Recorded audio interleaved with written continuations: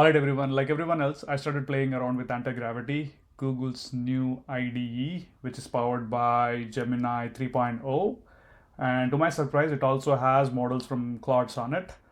Obviously, most of the models are really good in terms of creating a full-blown application, even writing backend and configuring database and all that stuff.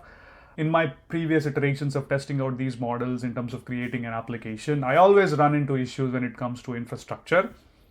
But Gemini 3.0 Pro literally blew my mind because it did an exceptionally good job in terms of configuring one of the crucial infrastructure components that a typical application would need in a production level setup.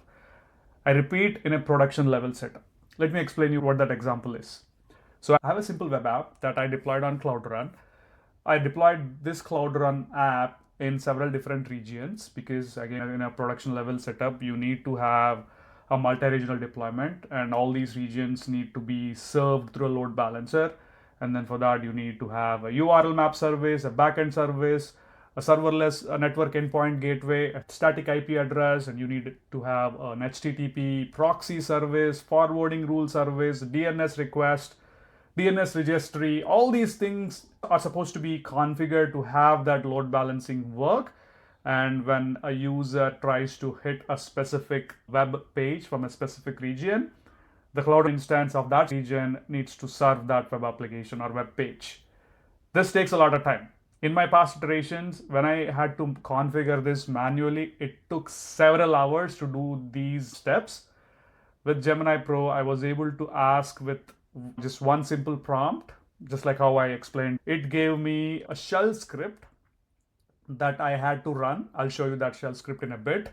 What on my screen is actually a sequence of events that shell script had to do to create that load balancer for me, and ended up giving me the IP address, which I had to take and put into my domain service, where after 60 minutes, it started serving it from those respective regions. As you can see here, this is my simple web application.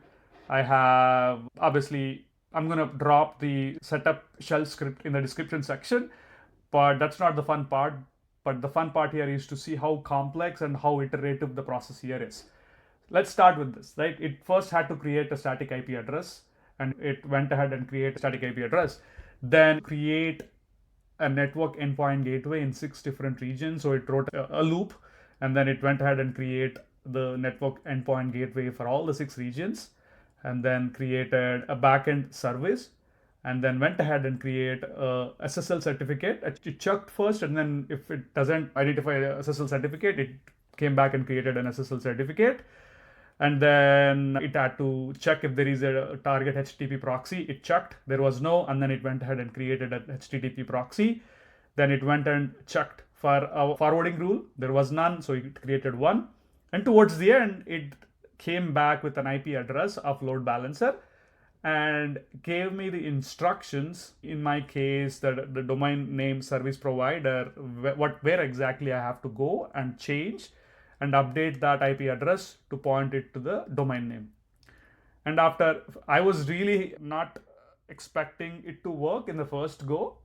To my surprise, it did work after 50 to 60 minutes. Obviously, it takes 15 to 60 minutes to refresh the domain name to the IP address getting mapped. This itself shows how powerful Gemini 3.0 is, and I was literally blown away the amount of time and energy it saved me if I were to do this manually.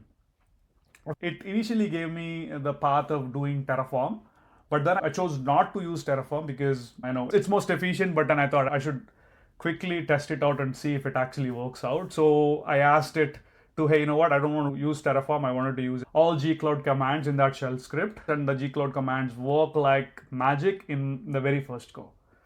I thought of sharing this real quick to see how powerful the model is and how accurate it is when it comes to infrastructure, which I believe majority of the models out there are falling behind.